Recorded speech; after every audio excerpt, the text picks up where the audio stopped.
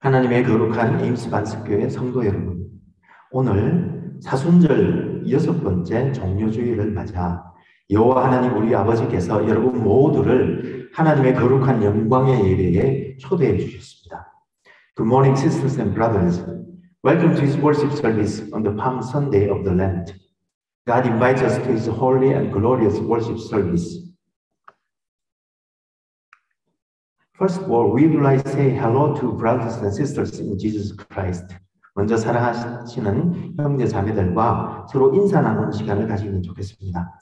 현재의 사정상 팔꿈치 인사로 나누시되 가능하시면 잘 모르시는 분 옆에 계시면 특별히 또 인사를 건네주시면 감사하겠습니다. 일어서서 좌우에 계시는 분들과 또 좌우의 윙에 서로 인사 나누시면 좋겠습니다.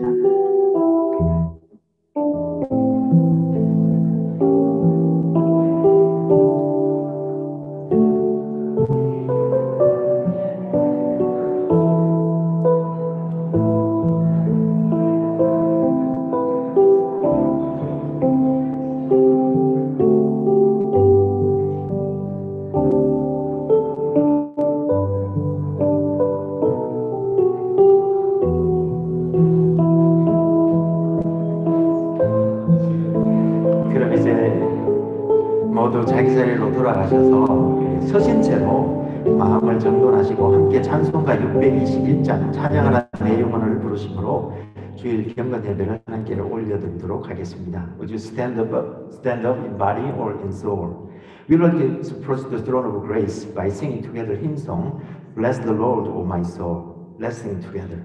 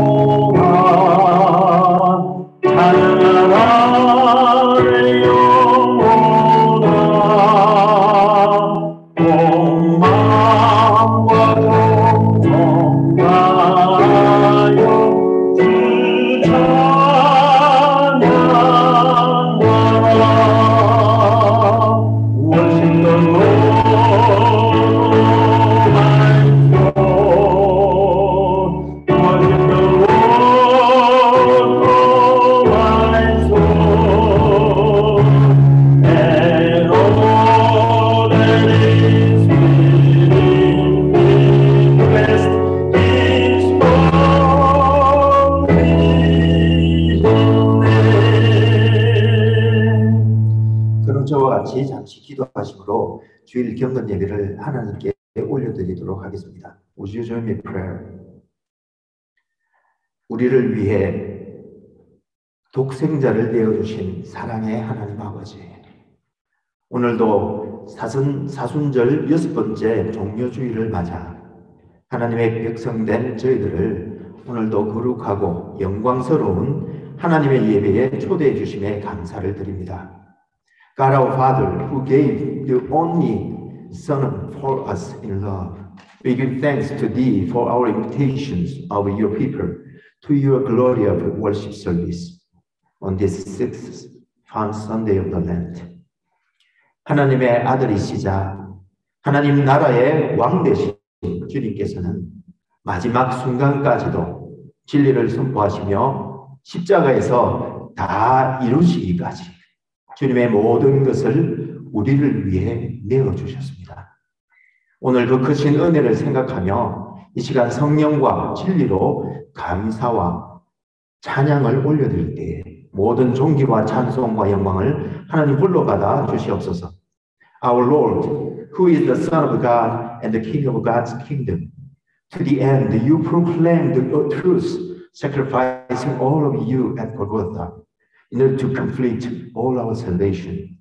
Remembering all your great love in your grace, we give thanks and praise to Thee in Holy Spirit and truth. Gratitude, honor, and glory be to Thee, our God. We pray in Thy glorious name of Jesus Christ. All God's people said, Amen. 우리 다 같이 사도신경으로 우리의 신앙을 고백하시겠습니다. 저는 한글과 영어로 함께 번갈아 가면서 고백할 테니 저와 상관없이 여러분들은 각자 편하신 언어로 처음부터 끝까지 고백해 주시면 감사하겠습니다. Let us confess our faith through Apostles' Creed. You may confess in your heart language. Let's confess. I believe in God the Father Almighty, the creator of heaven and earth. 나는 그의 유일하신 아들 우리 주 예수 그리스도를 믿습니다. 그는 성령으로 잉태되어 동정녀 마리아에게서 나시고 본디오 빌라도에게 고난을 받아 십자가에 못 박혀 죽으시고 장사된 지 사흘 만에 죽은 자 가운데서 다시 살아나셨으며 하늘에 오르시어 전능하신 아버지 하나님 우편에 앉아 계시다가 거기로부터 살아있는 자와 죽은 자를 심판하러 오십니다. I believe in the Holy Spirit, the Holy Catholic Church, the communion of saints, the forgiveness of sins, the resurrection of the body, and life everlasting. Amen. Amen.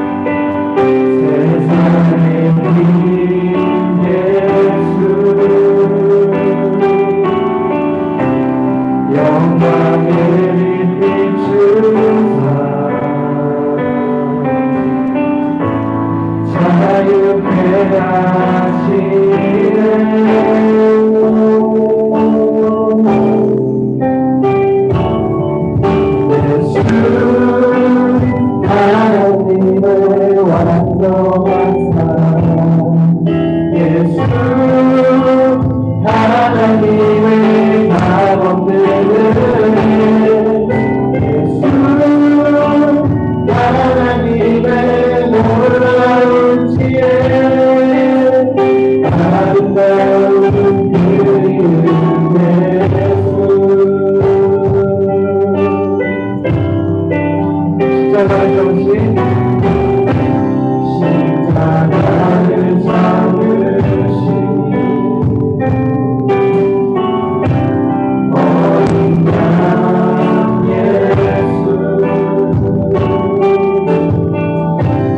내게 씻어주시고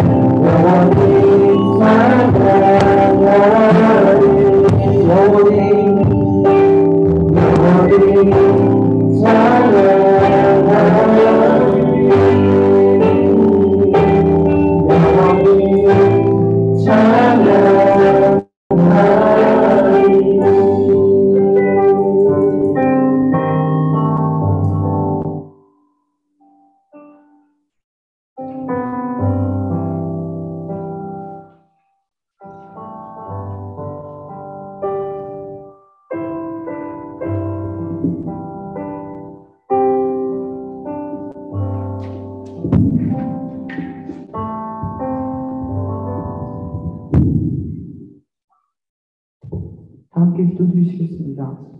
사랑과 자비가 많으신 아버지 하나님, 오늘도 이렇게 예배드릴 수 있는 은혜를 허락해 주셔서 감사드립니다. 우리의 인생에 찾아와 주셔서 우리에게 예수 그리스도의 십자가 복음을 알려주시고 우리와 동행해 주셔서 고맙습니다. 우리가 삶으로는 예배드리지 않음을 회개합니다.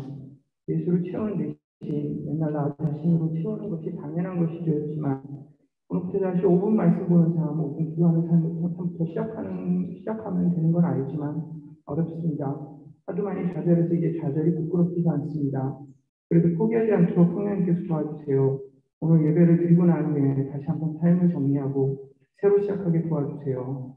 이번 주는 고난 주간이고 다음 주는 부활절입니다.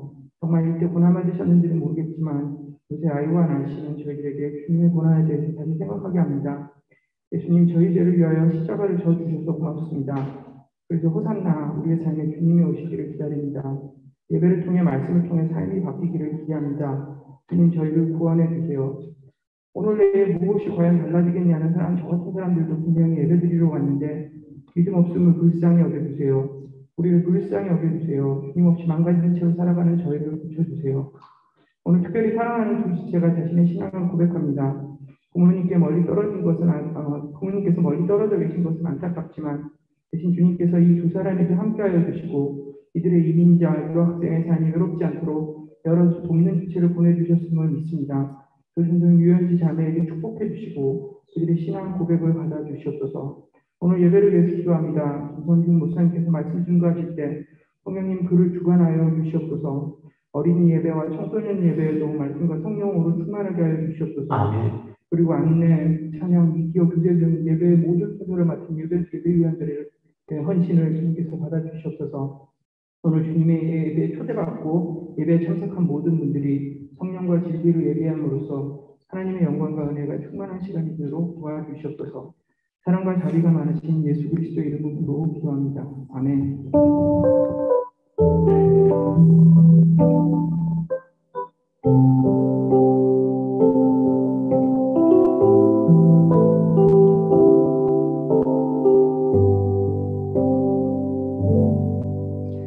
오늘 사순절 6번째 종료주일을 맞아 하나님의 예배에 초대받은 여러분 모두와 특별히 오늘 저희 교회를 방문해 주신 분들을 환영하면서 오늘도 하나님의 크신 사랑과 은혜와 축복이 여러분 모두에게 충만하시기를 기도합니다. 오늘은 저희 교회에 참 기쁜 날입니다. 오늘 유현지 자매님과 우리 조준성 자매님께서 입교식 예식을 하는 날이기 때문입니다. 먼저 우리 유현지 자매님과 조준성 자매님 앞으로 나와주시면 감사하겠습니다.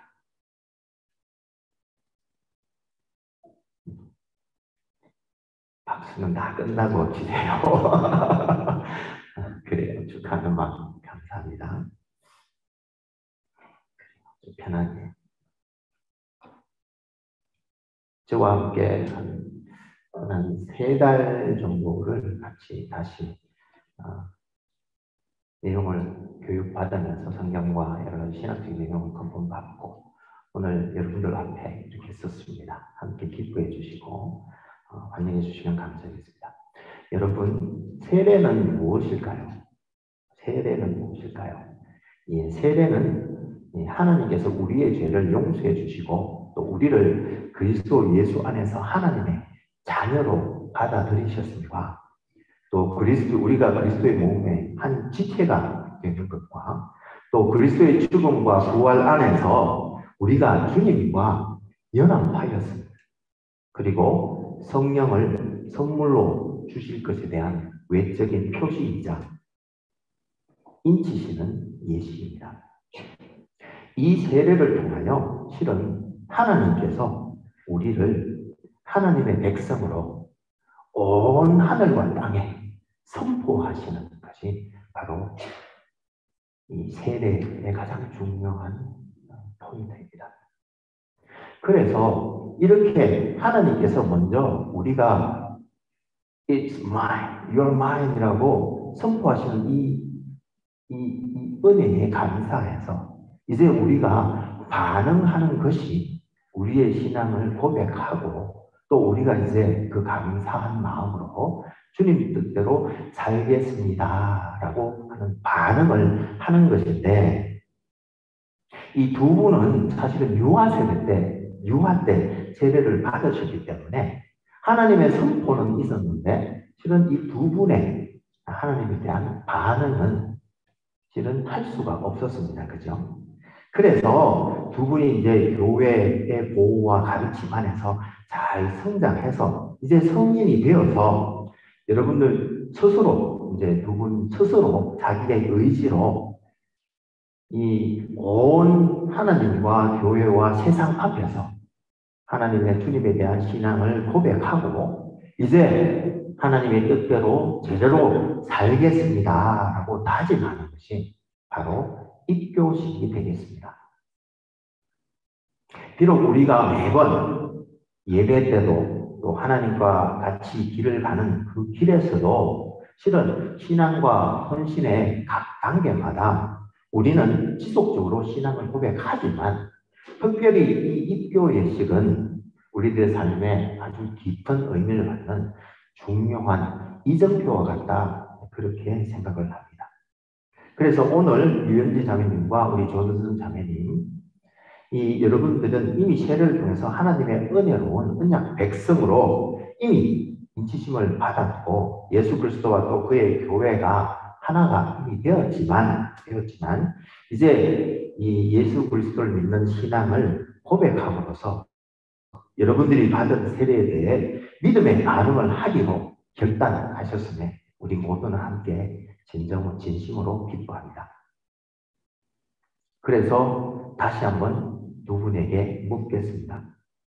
하나님의 사랑을 받는 두 분에게 우리는 하나님과 그리스도의 교회 앞에서 이제 죄악을 떠나 그리스도 예수 안에서 당신의 믿음을 고백하고 이 교회에 우리 CRC 개혁주의 교회의 신앙을 고백할 것을 이 자리에서 우리는 요구를 합니다. 그럼 질문하겠습니다. 당신은 삶과 세상에서 죄와 악의 권세로부터 떠났습니까? 그렇다면 네, 저는 떠났습니다라고 분명히 대답해 주십시오. 네, 감사합니다. 두 번째 질문입니다. 여러분은 세례식에서 표를 주시고 인치신 은혜로운 하나님의 약속을 믿습니까?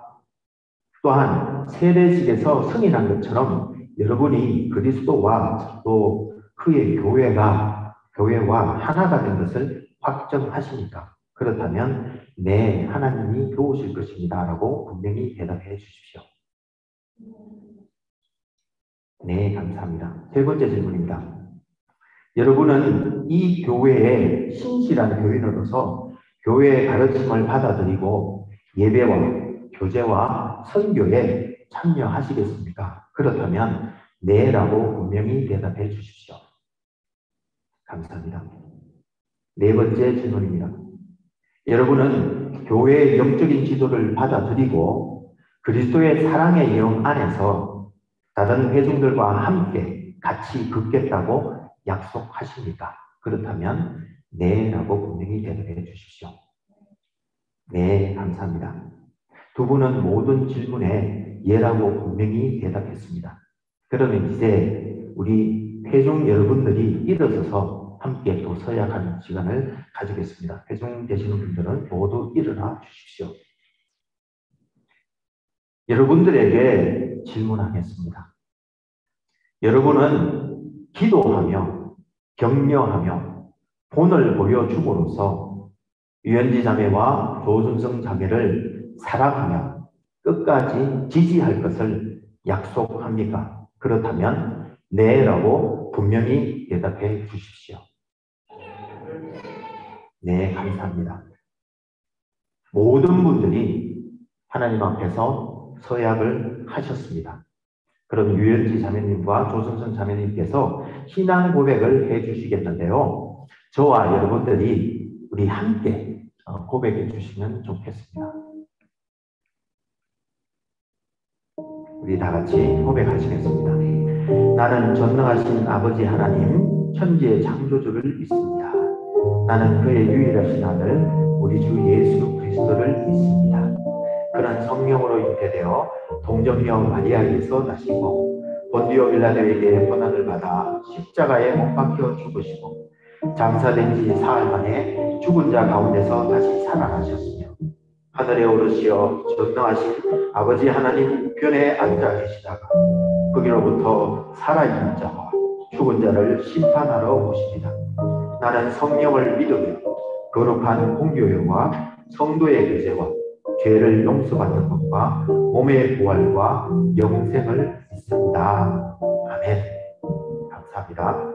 그럼 제가 두 분에게 축복 기도를 하겠습니다. 우리 같이 기도하시겠습니다.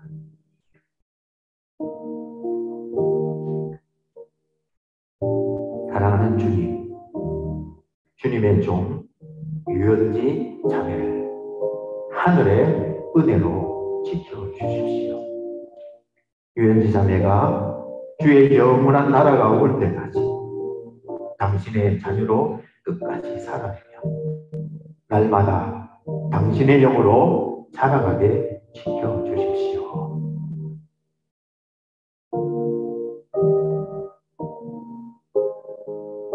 사랑하는 주님, 주님의 종 조준성 자매를 하늘의 은혜로 지켜주십시오. 조준성 자매가 주의 영원한 나라가 올 때까지 당신의 자녀로 끝까지 살아내며 날마다 당신의 영으로 자라가도록 지켜주십시오. 우리 주 예수 그리스도의 이름으로 기도합니다. 아멘. 아멘. 그리고 회중 여러분, 성령으로 인하여 모든 믿는 자, 세례받은 자는 예수님이 구세주 되심을 증거하고 함께 살아가며 헌신하는 지체들을 사랑하고 또한 섬기도록 명받았습니다. 우리는 화목하게 하시고 하나 되게 하신 그리스도를 위한 대사들입니다.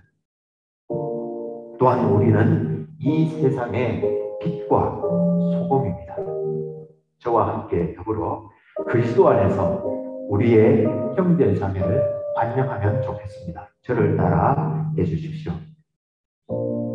우리는 기쁜 마음으로 당신을 맞아드립니다. 예수 그리스도 안에서 우리가 하나가 되었으니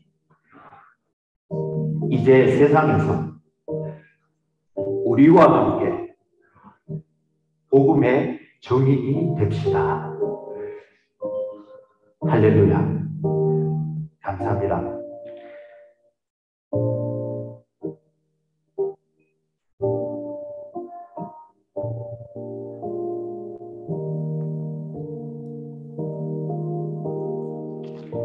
그러면 입교 점수를 두 분에게 드리도록 하겠습니다. 먼저 유은지 자매님.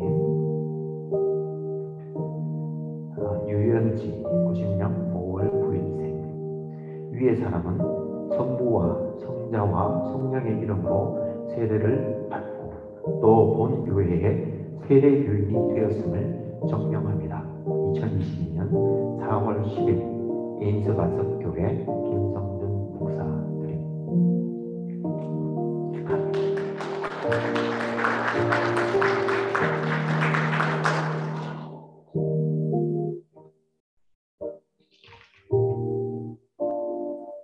입교증서 조준성 자매님 95년 10월 5일생. 위의 사람은 성부와 성자와 성령의 이름으로 세례를 받고 본교회의 세례교인이 되었음을 증명합니다. 2022년 4월 10일 에인스 반석교회 김성준입니다.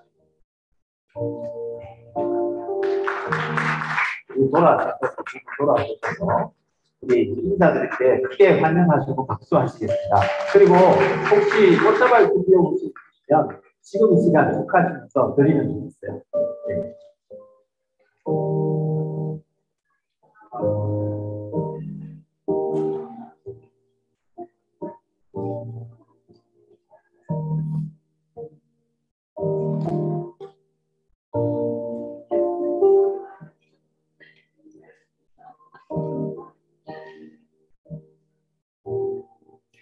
감사합니다. 모든 분들 앉으시고요. 조동자매는 남아 계시고 이제 들어가셔도 될 것 같아요. 그죠? 원래 간증하는 시간이 있는데요. 원래 두 분 다 간증을 할 것 같았어요. 근데 아무래도 시간이 길게 될 것 같아서 사실 추첨을 했어요. 그래서 두 분 다 사실 준비는 하실 수도 있지만 우리 조정성 자매님이 대표로 윤지 자매님 사실 준비를 하셨는데 대표로 하시겠습니다. 그 윤지 자매님 나오셔서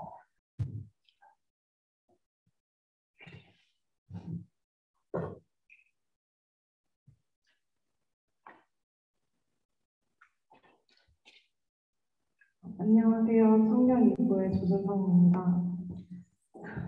목사님과 한두 달 정도 육교 공부를 마치고 오늘 이 시간 하나님께서 제 삶의 주인이심을 고백할 수 있어서 뜻깊은 것 같습니다. 사실 제가 그 이유를 생각해보면 저와 주님의 관계에 확신만 있다면 입교에 큰 의미를 두지 않아도 된다고 오만하고 이기적인 생각이 컸었던 것 같습니다. 목사님과의 교제를 통해서 은혜도 많이 받았지만 때로 부끄럽기도 했었고 저의 잘못된 생각도 바로잡을 수 있었던 귀중한 시간들이었습니다. 과거의 저를 돌아보면 교회를 간다는 것은 항상 제 마음의 위안이 되고 제가 죄인임을 인정함으로써 마음의 짐을 덜 수 있는 곳을 가는 것이었습니다. 주님의 자녀로 살아간다는 건 그렇지 않은 길을 가는 것보다 더 험난하고 고난과 역경이 많은 것을 깨닫고 무섭고 두렵기도 했었고 항상 내 자신이 먼저인 제가 잘할 수 있을까 의문이 들었습니다. 그럼에도 주님을 따르고 닮아가는 길을 가고 싶은 이유는 이렇게 부족한 점수성인 저를 사랑해 주시고 용서해 주신 예수님 때문입니다. 저를 포함한 모든 이들을 위에 돌아가신 예수님의 사랑을 생각하면 It's okay.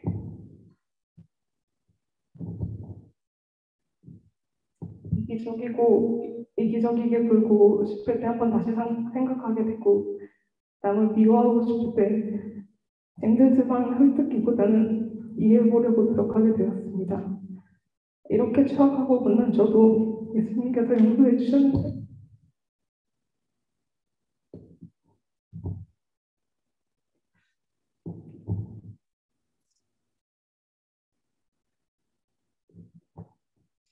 제가 뭐라고 다른 이들의 용서를 못하고 판단하려고 했었는지 부끄럽고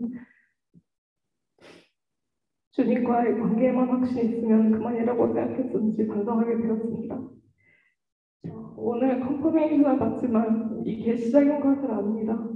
앞으로 성경에 대해서 더 공부하고 주님과 더 가까워질 때 주님이 제가 어떤 사람으로 살아가기를 바라시는지 생각하고 또 그렇게 노력하는 자녀가 될 수 있도록 노력하겠습니다.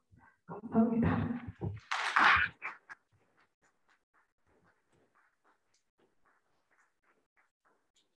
감사합니다. 그래도 종료주일 두 분을 또 주님께 올려드릴 수 있어서 너무 감사한 날이고요. 다음 주에는 부활주일입니다.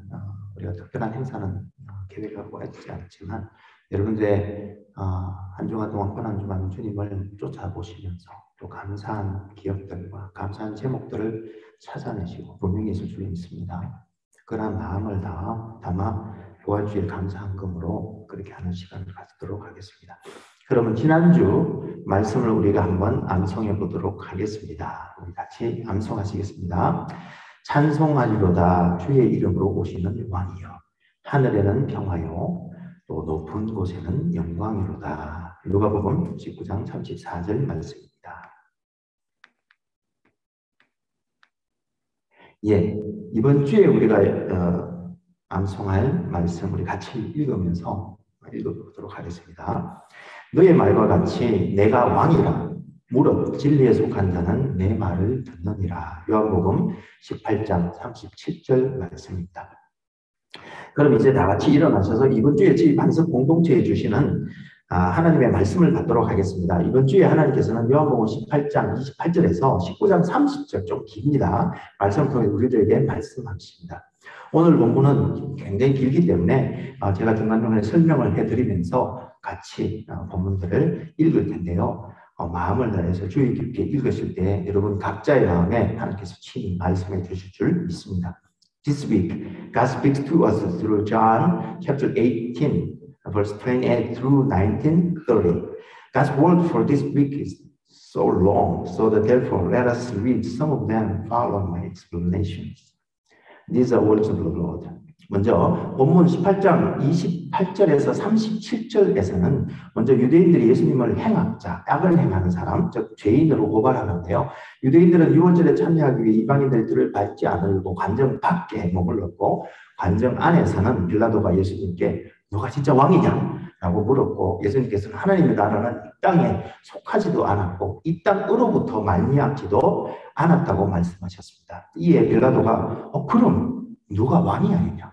누가 왕이구나 라고 대답하였으며 이때 주님께서는 내가 왕이라고 너가 말하였도다 라고 하시며 주님은 진리에 대하여 증언하러 이 땅에 오신 진리에 오신 왕이시며 진리에 속한 자들은 내 말을 듣는다고 말씀하셨습니다. 그럼 저와 함께 이어서 38절부터 40절까지 같이 읽도록 하겠습니다. 읽겠습니다. 빌라도가 이르되 진리가 무엇이냐 하더라. 이 말을 하고 다시 유대인들에게로 나가서 이르되 나는 그에게서 아무 죄도 찾지 못하였노라. 6월절이면 내가 너희에게 한 사람을 놓아주는 전례가 있으니 그러면 너희는 내가 유대인의 왕을 너희에게 놓아주기를 원하느냐 하니 그들이 또 소리질러 이르되 이 사람이 아니라 바라바라 하니 바라바는 강도였더라. 그리고는 이어서 19장 1절에서 3절에서 군중들이 이제 이 죄 없는 예수님을 놓아주기를 싫어하자 이 빌라도가 예수님을 채찍질하고 군인들은 예수님의 머리에 이제 가시관을 씌우고 유대인의 왕이여 평안할지어다 라고 희롱하면서 손으로 아마 뺨을 때렸지 않을까요? 그죠? 손으로 때리는 장면이 나옵니다. 그럼 이어서 저와 함께 4절에서 6절 말씀을 읽으시겠습니다. 빌라도가 다시 밖에 나가 말하되 보라 이 사람을 데리고 너희에게 나오나니 이는 내가 그에게서 아무 죄도 찾지 못한 것을 너희로 알게 하려 함이로라 하더라.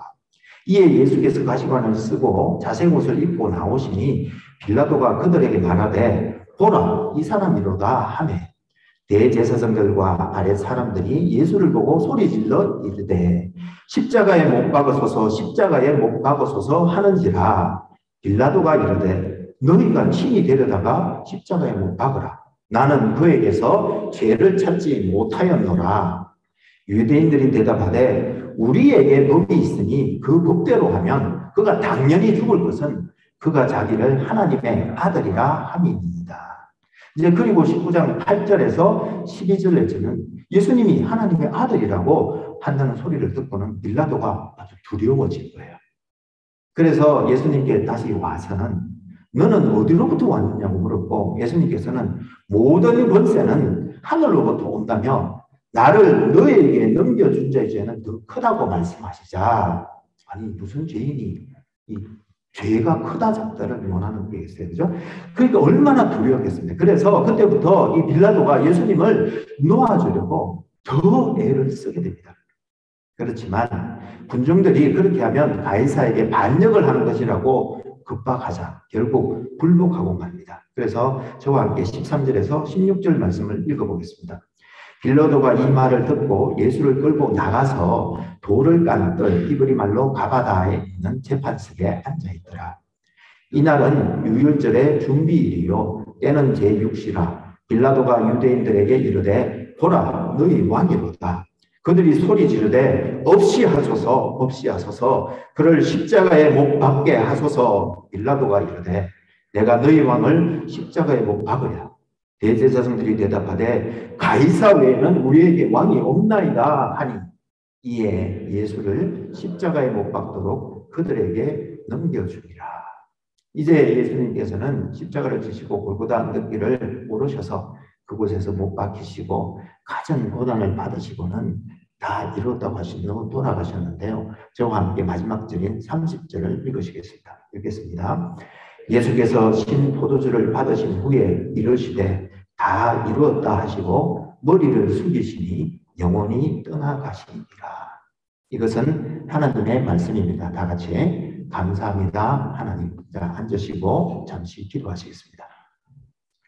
사랑하는 주님, 오늘 사순절 6번째 종려주일이자 고난주간이 시작되는 날에 주님의 마지막 재판 과정과 십자가에서 죽으심을 생각하며 독생자를 내어주신 하나님의 그 크신 사랑과 십자가에 죽기까지 우리를 사랑하신 주님의 은혜에 마음 깊이 감사를 올려드립니다. 오늘 우리가 저희 공동체에 주시는 말씀 앞에 설 때 먼저 종의 입술과 생각을 주장하여 주시고 또 모든 이들의 마음을 성령님께서 비추어 주셔서 깨달은 말씀에 순종하는 은혜를 더하여 주옵소서. 우리 주님 예수님 이름으로 기도합니다. 아멘. 여러분들도 잘 아시는 그리스 철학자 플라톤이 지은 소크라테스의 변론이라는 책에 대해서 잠시 소개드리고자 합니다. 이 책은 플라톤이 자기가 가장 존경했던 스승이자 위대한 철학자였던 소크라테스가 BC 5세기경 당시의 지배 계급들로부터 기존 질서를 위협하는 위험 인물로 고발을 당했는데 직접 변론에 나섰지만 이미 이 고발자들에게 설득당한 시민들의 표결 결과에 따라 유죄 판결을 받고 사형을 당하게 되는데 그 재판 과정에 있었던 소크라테스의 변론들을 플라톤이 정리하여 낸 책이 바로 소크라테스의 변론입니다. 그런데 이렇게 자기가 존경했던 스승이자 진짜 당대 위대한 철학자가 다수의 표결에 의해 유죄 판결을 받고 사형을 당하는 것을 지켜본 플라톤은 큰 충격을 받고 과연 다수의 판단을 정의롭다고 할 수 있는가? 그리고 부패한 이 아테네를 어떻게 바로잡을 것인가? 그리고 이런 가치 혼란 속에서 우리는 어떻게 살아야 하는가? 라는 질문을 스스로에게 던지며 고민하던 중에 결국 원래 그는 정치가 길을 가고자 했는데 그 정치가 길을 버리고 철학자의 길을 걷게 되었는데요. 이렇게 철학자가 된 플라톤으로 말미암아 실은 서양 철학은 새로운 지평을 열 수 있게 되었습니다. 그런데 여러분, 이 플라톤이 던진 이 다수의 판단을 정의롭다고 할 수 있을까라는 질문은 오늘 우리에게도 큰 도전을 주는데 그것은 비록 다수결이라는 민주주의 원칙이 그나마 민주사회를 지탱할 수 있는 최선의 어떻게 보면 룰이라는 점은 우리가 다 인정하면서도 다수결이 꼭 옳은 결정은 아닐 수도 있다는 것을 우리는 너무나 많이 보아왔기 때문일 것입니다. 그리고 특히 성경에는 다수의 결정이 하나님의 뜻에 부합하기보다는 하나님의 뜻을 거스르는 경우가 더 많은데요. 그 이유는 죄로 인하여 부패된 우리의 지성이 실은 참 진리를 분별하기가 너무도 어렵기 때문이 아닌가 생각합니다. 그런데 여러분, 오늘 예수님에 대한 판결은 더욱 놀라운 사건인데요. 그것은 예수님은 무죄로 밝혀졌습니다. 그럼에도 불구하고 사형 언도를 받으시고 죽으셨기 때문입니다. 우리 같이 예수님에 대한 빌라도의 이 재판 과정을 살펴보면서 도대체 어떻게 이런 일이 일어나게 되었는지 한번 알아보면 좋겠습니다. 먼저 예수님의 마지막 한 주간, 즉 고난주간 동안에 하신 일들을 살펴보면 우리가 지난주에 보았던 것처럼 일요일 예루살렘에 입성하신 후에 월요일부터 목요일까지 거의 매일 성전에서 제자들과 백성들을 가르치셨고요. 목요일 저녁에는 제자들과 함께 이제 마지막 만찬을 하신 후에 겟세마네 동산, 이게 너무 가까이 붙어 있는데요. 빨간 게 사실 좀 반대편, 기드론 골짜기 반대편에 있습니다. 좀 멀리 있죠. 하여튼 이 겟세마네 동산에서 밤이 새도록 자기의 뜻을, 예수님의 뜻을 하나님의 뜻에 굴복시키는 기도를 하셨습니다.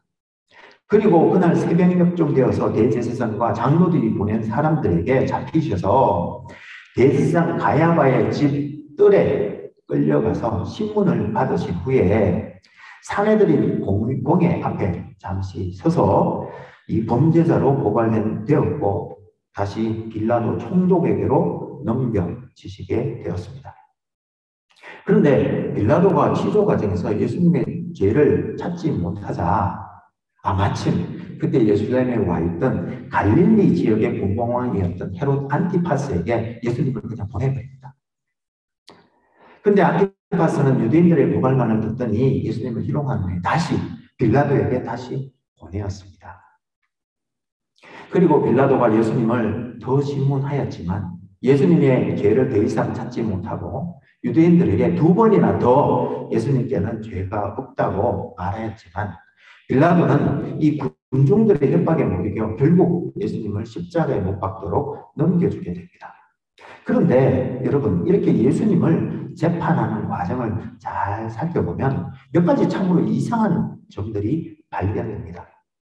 첫 번째 이상한 점은요, 유대인들이 예수님을 빌라도가 있는 관정, 즉 안토니아 요새로 끌고 와서는 그들은 관정 안으로 들어오지도 않고 관정 밖에 머물러 있는 것이었습니다. 그 이유를 성경에서는 유대인들이 이방인의 관정에 들어가면 부정하게 되어서 유월절 잔치를 먹을 수 없기 때문이라고 하는데요. 실은 당시에는 이방인들의 집이나 관정에는 뜰에다가 죽은 사람을 매장하였다는 이야기가 유대인들 사이에 퍼져 있었습니다.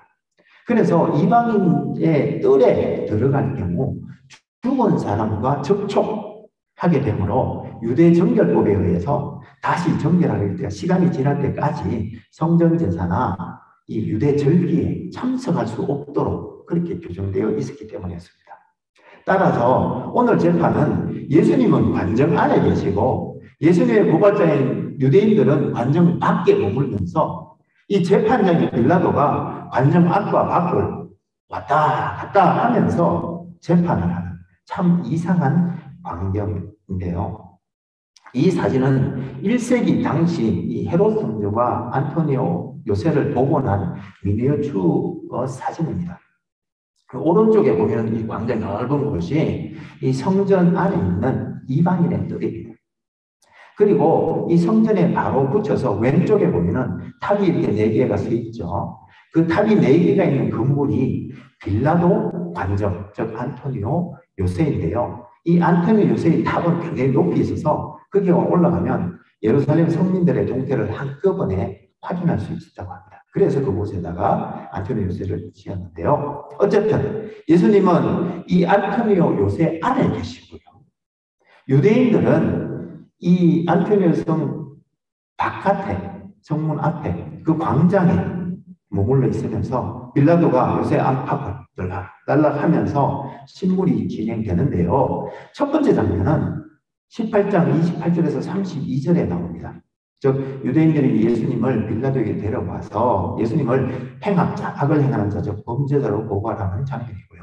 이어서 빌라도가 관정 안에서 이제 예수님을 이제 죄를 조사하는 장면이 33절에서 38절 상반절까지 나오는데 이 2번째 장면에서는 이 빌라도가 예수님에게 너가 유대인의 왕이냐 이렇게 물었고 예수님께서는 나의 나라, 즉 하나님의 나라는 이 땅에 속하지도 않고 이 땅으로부터 말미암지도 않았다고 말씀해 주셨습니다. 그러자 빌라도가 그럼 너가 왕이 확실하구나 라고 말했고요. 예수님께서는 내가 왕이라고 너가 말했다 라고 이제 말씀하셨습니다. 그러시면서 나는 진리를 정언하기 위하여 이 땅에 온 왕으로 진리에 속한 사람은 내 말을 듣는다라고 말씀해 주셨습니다. 그랬더니 빌라도가 진리에 관심이 있었을까요? 모르겠습니다. 진리가 무엇이냐고 묻더니 바로 유대인들이 있는 관정 밖으로 나가는 것이었습니다. 그리고 관정 밖에서 이제 3번째 장면이 펼쳐지는데요. 빌라도가 나는 그에 의해서 아무 죄도 찾지 못하였다라고 유대인들에게 말하면서 6월절에는 한 사람을 방면에서 놓아주는 전례가 있으니 이 유대인의 왕이 자기 고객 유대인의 왕인 예수를 놓아주랴라고 물었고 유대인들은 오히려 강도였던 바라바를 놓아달라고 하였습니다. 이에 빌라도는 좀 이상하다는 것을 눈치를 챈 거예요. 그래서 마침 예루살렘에 와 있던 갈릴리 분봉 헤롯 안티파스에게 예수의 재판을 슬쩍 넘겨버리고 마는데요. 누가복음 23장에 보면 안티파스는 예수님을 업신여기고 희롱한 후 빌라도에게 다시 돌려보냈다고 말하고 있습니다. 그래서 빌라도가 다시 예수님을 만나는 네 번째 장면이 바로 19장 1절에서 3절에 나오는데, 이때 빌라도가 예수님을 채찍질하고 군인들이 가시관을 예수님의 머리에 씌우고 유대인의 왕이 평안할지어다라고 기도하면서 손으로 때리기까지 하였던 것입니다. 그런 후 이 5개 장면에서는요, 예수님이 맞고 가시관 서고 이렇게 이제 데리고 나가면 유대인들이 좀 마음이 가라앉을 것 같았지 않겠습니까? 그래서 빌라도가 가시관을 쓰신 예수님을 관정막으로 끌고 나와서 유대인들에게 보여주면서 두 번째로 그에게서 아무 죄를 내가 찾지 못하였다고 말했고요. 그러자 대제사장들과 군중들이 예수님을 십자가에 못 박아라라고 소리를 질렀습니다. 이에 빌라도가 세 번째로 나는 그에게서 죄를 찾지 못하였으니 죽이려면 너희가 데려다가 직접 죽여라 이렇게 말했는데, 그때 유대인들이 예수님이 자기가 하나님의 아들이라면서 신성모독을 하는 말을 하였으니 우리 법에 의하면 분명히 죽어 마땅하니 죽여라 라고 말하는 것이었습니다. 그러자 이 말이 빌라도를 더 두렵게 했습니다. 아니, 예수님이 하나님의 아들이라고요. 그러니까 더욱 두려워서 냉큼 예수님을 모시고 다시 관정 안으로 들어와서 예수님께 묻습니다. 너는 어디서 왔냐? 근데 주님께서 아무런 대답도 해주지 않는 거예요. 그래서 빌라도가 화가 났어요. 아니, 내가 너를 놓아줄 수도 있고 또 십자가에 못 박아줄 수 있는 권세도 있는데 대답을 안 해? 이렇게 겁박하니 예수님께서 이렇게 말씀하셨습니다. 그런 권세는 하늘로부터 온다고 하시면서 나를 너에게 넘겨준 자의 죄는 더 크다고 말씀하셨는데요. 이 말씀은 조금 더 확장을 해보면 너도 죄가 없지 않다라는 의미가 내포된 말씀이었습니다. 하여튼 아무튼 이런 상황이 벌어지니 자기가 재판장인데 죄가 크다 작다 죄가 있다 없다 하나님의 권세는 하늘로부터 온다라는 이런 말씀을 들으니 얼마나 두려웠겠어요. 그래서 빌라도가 그때부터 이제 예수님을 놓아주려고 혈안이 됩니다. 그것이 실은 6번째 장면입니다. 그리고 7번째 장면에서는 유대인들이 예수님을 만약에 놓아주면 가이사의 출신이 아닙니다. 우리가 가이사에게 전언을 해서 당신이 대신했는 사람입니다 라고 하듯입니다 라고 이렇게 폭동이라도 일으킬 기세로 협박을 하자 혹 이런 일이 가이사에게 알려지면 자기의 정치적 입지가 크게 위협받을 것으로 생각한 빌라도가 자기가 분명히 3번이나 예수님은 무죄라고 말해놓고도 유대인들의 억제에 못 이겨 또는 두려워서 어쩔 수 없이 예수님을 십자가형에 처하는데요. 이것이 마지막 8번째 관정에서 있었던 일입니다. 세상에 이런 재판을 본 적이 있으십니까? 재판소에 왔다 갔다 그리고 밖으로 왔다 갔다 하면서 재판장이 아니라 오히려 예수님은 두려워하고 또 고발자는 오히려 폭동이 일어날까 또는 이런 재판을 보신 적이 있나 말입니다. 그리고 이 재판의 과정이 또 이상한 것은요. 예수님이 처음에는 행악자, 즉 범죄자라고 고발당했지 않습니까?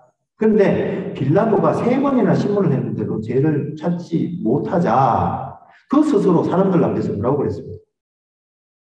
예수님은 죄가 없다라고 말해놓고는 예수님을 십자가에 못 박았다, 은도했다는 사실입니다. 서로 신문을 잘못해서 유죄로 은도해놓고 형벌을 가할 수는 있겠지만 아니 무죄라고 말해놓고 사람들이 무서워 십자가의 사형의 형벌을 내리다니 참 이해할 수 없는 대목이지 않습니까? 그리고 더욱 이상한 것은 이 심리 과정에서 죄인이었던 예수님은 무죄로 증명되었을 뿐만 아니라 심지어 빌라도의 눈에는 왕이요 하나님의 아들로 보이는 것이었습니다. 그런데 이렇게 무죄요 하나님 왕이요 유대인의 왕이요 하나님의 아들인 예수님을 이 빌라도가 협박의 목적이었어요. 십자가형을 내렸는데, 아니 재판장이라는 사람이 이런 어처구니 없는 짓을 하다니 참으로 놀랍지 않습니까? 여러분, 저는 이 과정들을 지켜보면서 결국 인간의 판단력이라는 것이 얼마나 보잘것없는 것인가, 얼마나 어떻게 보면 허무한 것인가 라는 것을 또 확인할 수 있는 대목이었습니다. 그리고 또 한 가지 이해가 되지 않는 것은요, 예수님께서 자기 자신을 하나님의 아들이라고 하였다며 신성모독죄로 예수님을 죽여야 한다고 고발했던 유대인. 신실한 유대인들이 빌라도가 예수님의 무죄를 주장하며 놓아주려 하자 다급해진 나머지 뭐라고 합니까? 이제는 자기들이 이렇게 말합니다. 가이사 외에는 우리에게 왕이 없다고 하면서 오히려 하나님의 왕 되심조차도 부인하는 죄까지 범하는데요. 결국 예수님을 무고하고 거짓 증거하더니 결국 하나님을 부인하는 그 자리까지 나가는 그런 것을 보게 되었습니다.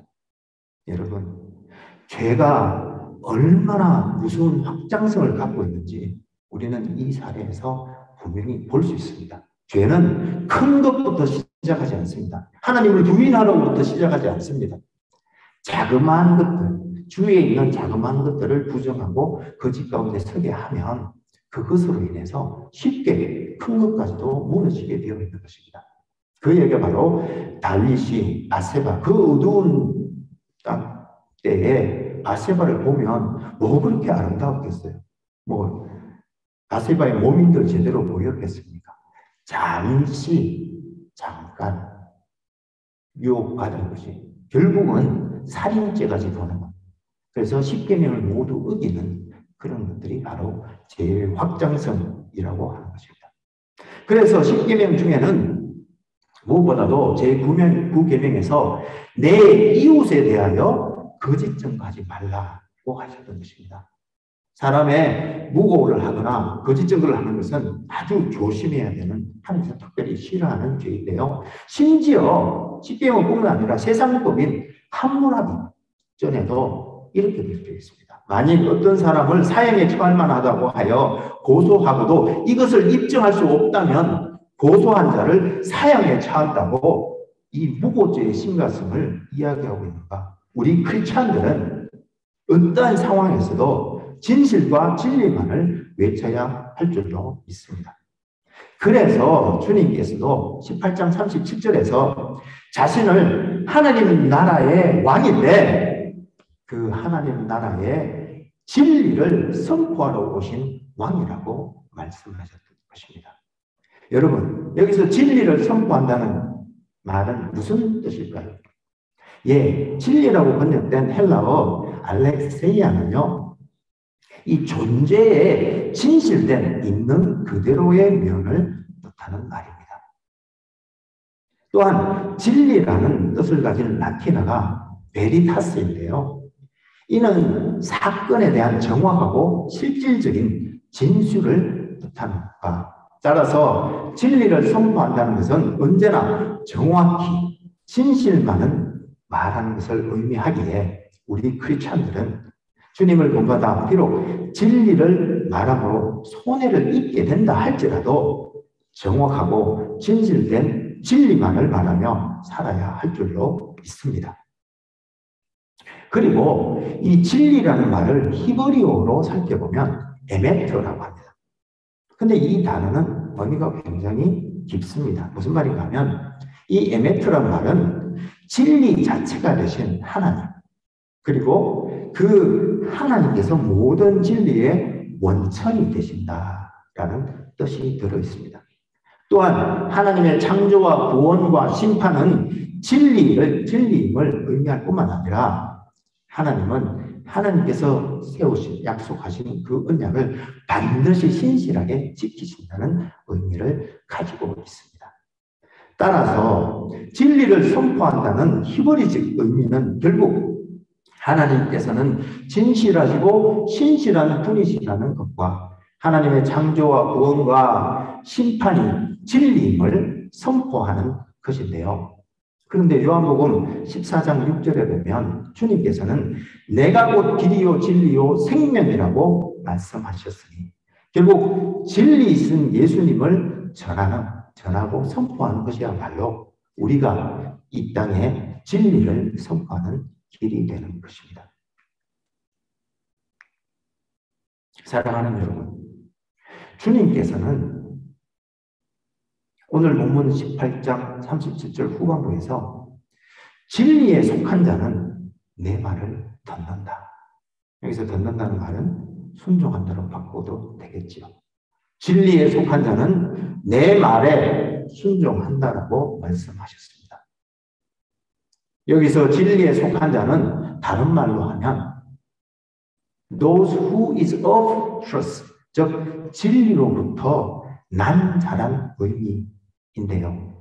요한일서 3장 9절 말씀처럼 우리 모두는 진리 대신 하나님께로부터 난 자들, 따라서 이 우리는 진리에 속한 자, 즉 진리로부터 난 자들이기 때문에 우리는 진리의 빛의 자녀들로서 진실만을 전하는 사람이 되어야 할 뿐만 아니라 또한 하나님의 진리 대신 예수님을 전하는 사람이 되어야 할 줄로 믿습니다.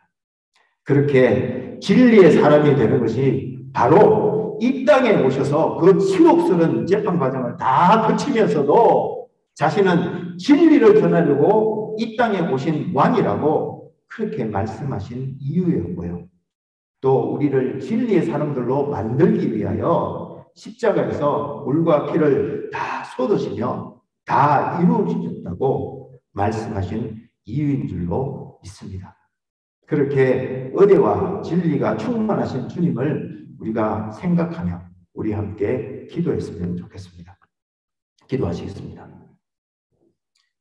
사랑하는 주님, 주님은 무고를 당하신 그 마지막 재판 과정 속에서도 진리를 붙드심으로 죄가 없으심을 드러내셨고 또 하나님 나라의 왕이시자 하나님의 아들 되심을 선포하셨습니다. 그렇게 이 땅에 계시는 마지막 순간까지도 하나님의 진리와 은혜를 선포하신 주님께서 진리로부터 나서 진리에 속한 우리들에게도 이 땅에 사는 동안 진실만을 말하고 또한 진리를 선포하도록 명하셨습니다. 주님, 이제 우리가 진리의 빛의 자녀들로 이 땅을 살게 하옵시되 이제 어둠의 일은 벗어버리고 진리의 빛의 자녀들로 모든 착함과 의로움과 진실함으로 우리의 남은 때를 살아가게 하여 주옵소서. 그래서 거짓과 무고와 정죄가 가득한 이 땅에 십자가의 은혜와 진리를 전함으로 이 땅에 진리와 사랑으로 가득한 하나님의 나라를 세우고 그렇게 하나님께 영광 올려드리는 우리 모두가 되게 하여 주옵소서. 특별히 고난주간을 맞아 각자의 위치에서 주님께서 우리들에게 남겨주신 고난에 참여하는 은혜와 영광을 덧입게 하여 주시기를 소망할 때 나를 위해 우리를 위해 십자가를 지신 영광의 주님 예수님 이름으로 기도합니다. 아멘. 그럼 헌금 시간을 갖겠는데요. 이 다음 주에는 부활주일로 지키는데 현재 있어서는 다른 행사는 하지 못하지만 꼭 부활절 감사헌금을 준비하셨다가 주님의 부활을 함께 기념하면 또 기뻐하면 좋겠습니다. 그럼 헌금위원은 앞으로 나오셔서 이 앞에 있는 헌금함을 돌려주시고요. 헌금이 끝나면 앞으로 가지고 나오셔서 강단에 올려주시면 감사하겠습니다. 여러분들은 앉으신 채로 헌신 찬양을 부르시다가 헌금함이 여러분 앞에 오시면 여러분들이 마음으로 준비해 오신 헌금을 하나님께 직접 올려드리도록 하겠습니다. 그럼 찬양팀과 함께 찬양하시겠습니다.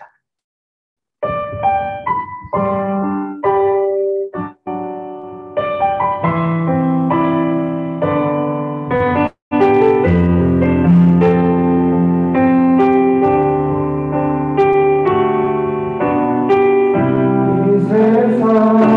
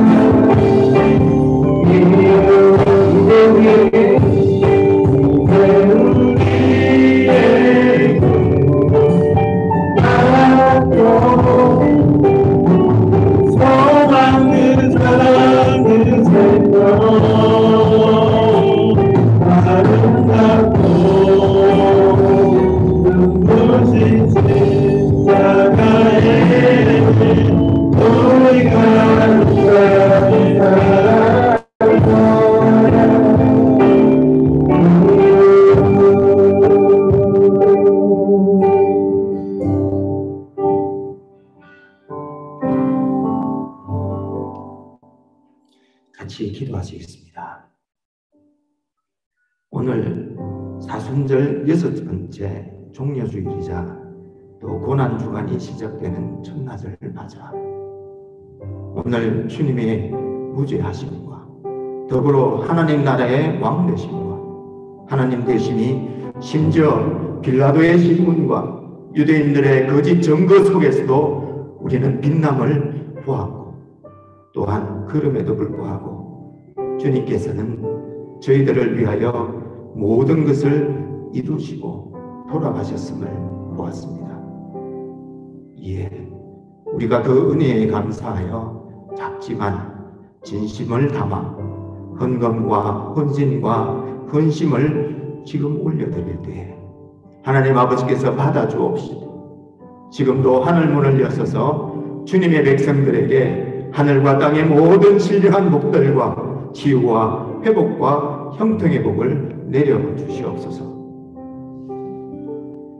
이제는 하나님 나라의 진리를 선포하기 위하여 이 땅에 오신 우리 왕, 우리의 왕 예수님을 쫓아 주님의 말씀에 순종하여 우리가 사는 이 땅에 하나님 나라의 진리와 기쁜 복음의 소식을 전하며 살기로 다짐하는 하나님의 백성들과 청년들과 자녀들과 새 가족들과 또한 치유와 회복과 형통의 은혜를 구하는 모든 지체들과 또 오늘 입교 예식을 통해 하나님과 교회와 세상 앞에서 주님을 향한 신앙을 고백하고 이제 하나님 뜻대로 살겠다고 다짐하는 유현수 자매님과 조준성 자매 위에 십자가에서 찬란히 비치는 진리의 등불로 우리를 이끄시는 우리 주 예수 그리스도의 한없는 은혜와 하나님 우리 아버지의 놀라우신 사랑과 진리의 영이신 성령님의 놀라운 은사와 능력 부어주시니 이제로부터 영원히 함께 하옵시기를 간절히 축원하옵나이다. 아멘.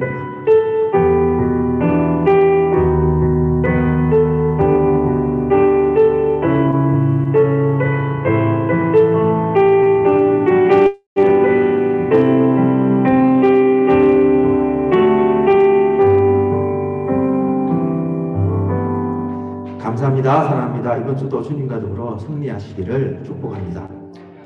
그럼 유윤수 자매님과 조수정 자매님은 앞으로 나오시고